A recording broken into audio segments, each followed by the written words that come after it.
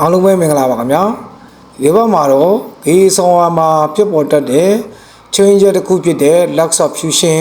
incomplete fusion အကြောင်းကိုသေးစိတ်ဆွေးနွေးသွားမှာဖြစ်ပါတယ် lax of fusion ဆိုတာကတော့ဂေသားနဲ့မူလပစ္စည်း base metal ဒါမှမဟုတ်ဂေသားချင်းကောင်းစွာမပေါင်းစပ်နိုင်တဲ့ change ပဲဖြစ်ပါတယ်ဒီလိုဖြစ်ရတဲ့အဓိကအကြောင်းရင်းကတော့အရေးပျော်နေတဲ့ဂေသားနဲ့မူသားပစ္စည်းတို့သားတဲ့ပေါင်းဆက်ထားဖို့လိုအပ်တဲ့အပူချိန်မရရှိလို့ပဲဖြစ်ပါတယ်။ဒါကြောင့်မို့ဂေသားဟာ base metal ရဲ့အောက်ခံပစ္စည်းတံပြားရဲ့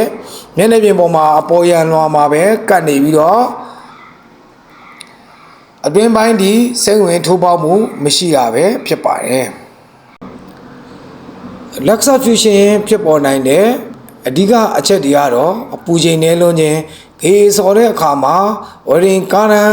နဲနေလို့ရှိရင်တန်ရီပျော်ဖို့အတွက်လုံလောက်တဲ့အပူချိန်ကိုပေးနိုင်မှာမဟုတ်ပါဘူး။ဒါကြောင့်မို့လို့မူလပစ္စည်းတွေကအရေးမပျော်ပဲဂေသားကပဲအပေါ်ကနေဖုံးသွားတာမျိုးဖြစ်တတ်ပါတယ်။နောက်တစ်ချက်ကတော့ဝရင်ဆော်တဲ့အခါမှာ travel speed ပဲဖြစ်ပါတယ်။ travel speed အရန်မြန်လွန်းတဲ့အခါမှာဝရင်ချောင်းကအောက်ခံတံပြားကိုဖြော်ဖို့အချိန်မရတော့ဘဲနဲ့ဝရင်သားတွေကအောက်ခံတံပြားရဲ့အပေါ်မှာဒီတိုင်းထပ်ပြီးတော့မှတင်နေတတ်ပါတယ်။နောက်တစ်ချက်ကဝရင်ဆော်တဲ့နီးစနစ်ဖြစ်ပါတယ်။မိမိကဘယ်လိုဝရင်ကြိုက်ကိုဆော်ကျင်တာလဲဘယ်လို position ကိုဆော်ကျင်တာလဲကိုဆော်ကျင်တဲ့ဝရင်ကြိုက် position ပေါ်မူတည်ပြီးတော့မှwhat angle travel angle တွေမှန်ကန်ဖို့လိုပါတယ် what angle travel angle တွေမမှန်ကန်မှုဆိုရင်လည်းတန်ရီပျော်ဖို့အတွက်ကိုအပူချိန်ကောင်းစွာရရှိခြင်းမဖြစ်ဘဲနဲ့ lax of fusion ဖြစ်နိုင်ပါတယ်နောက်တစ်ချက်ကဝရင်ဝါယာရွေးချယ်မှုမမှန်ကန်ခြင်းဖြစ်ပါတယ်မိမိစော်မဲ့တံပြားကmild steel လား stainless steel လားစသဖြင့်မိမိစော်တဲ့ဆော်မဲ့တံပြားပေါ်မှာမူတည်ပြီးတော့မှဝါယာကိုမှန်ကန်စွာ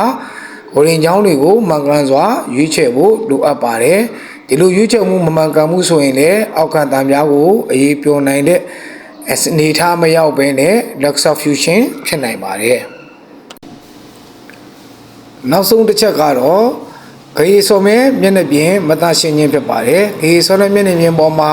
စီတွေတန်ကြီးတွေဆေးသားတွေရှိနေလို့ရှိရင်လည်းတန်ရီပျော်မှုကိုအနှောက်အယှက်ဖြစ်နိုင်ပြီး lax of fusion ဖြစ်နိုင်ပါတယ်ဒီစက်ချင်းဤပညာကိုကျွမ်းကျင်စွာစနစ်တကျတက်ကျွမ်းကျင်နေဆိုရင်တော့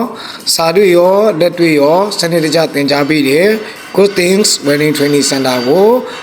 ရောက်လာခဲ့ဖို့ဖိတ်ခေါ်အပ်ပါတယ်ကျေးဇူးတင်ပါတယ်